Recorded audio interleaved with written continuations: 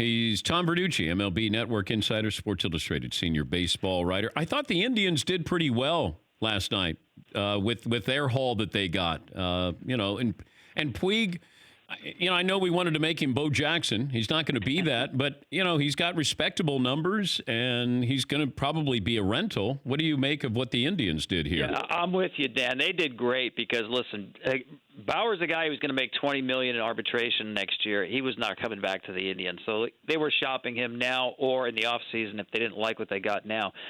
And they liked what they got now. I mean, this is a team that was 10th in the league in runs scored. They definitely needed help offensively, and especially on the corner outfields.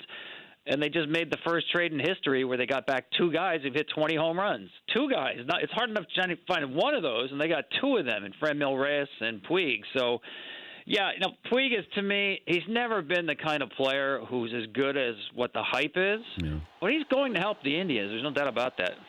All righty. Last night with the bench-clearing brawl, what's the reputation that the Pirates have?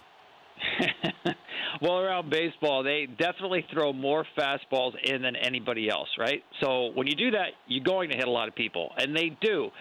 So the reputation is that a lot of those hit-by pitches are done on purpose. There's no question that's the way the teams look at the Pirates. They don't try to back down from what they do. They want to push people off the plate. So, listen, when you play in your division, teams 18, 19 times, and it happens that much, and this is what happened with the Reds, you're going to have some hard feelings. You're going to have some issues that bubble up even before the game is played, and last night it just exploded. Yeah, but the Pirates are in last place. Is this strategy working?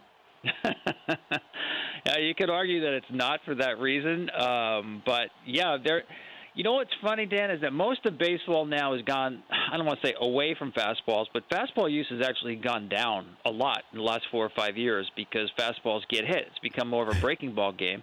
And the Pirates are still operating, throwing two-seamers in, right-handed pitchers, right-handed hitters. So it's not a model that other teams are copying, and I think because now they are one of the rare teams that throws a lot inside, it really stands out, and hitters aren't used to it. I also, you look at this situation here. If baseball wanted to get rid of this, hockey is getting rid of fighting. Whether they announce it, they are. What would you do if you're the commissioner? And I'm okay with you pitching inside. I just don't like this. You showboated on a home run. I have to hit you, and then now you put the pressure on the other team's pitcher to hit another guy. And then when does it end? It just continues to go back and forth, but. Does the commissioner, how involved does he get into a situation like this? Yeah, a lot. Now, they're bound a lot by precedent, but I'm with you. First of all, I can't stand the whole macho business that because you did your job and you hit a home run off me, then I have to hit you the next time up, or you stood at the plate and watched it a little too long. I can't stand that, and it's only a matter of time before someone really, really gets hurt on something stupid like that. I think what you're going to see here is a really harsh penalty on David Bell, the Reds manager. I mean, he was already thrown out of the game. So he comes out of the clubhouse to go on the field, and he makes a beeline for Clint Hurdle and actually make contact with him.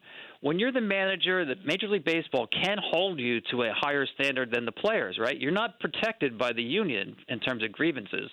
So you have a manager who's already been ejected, comes out of the clubhouse onto the field, and actually adds to the fracas on the field, is not a peacemaker whatsoever at all. He's accelerating things.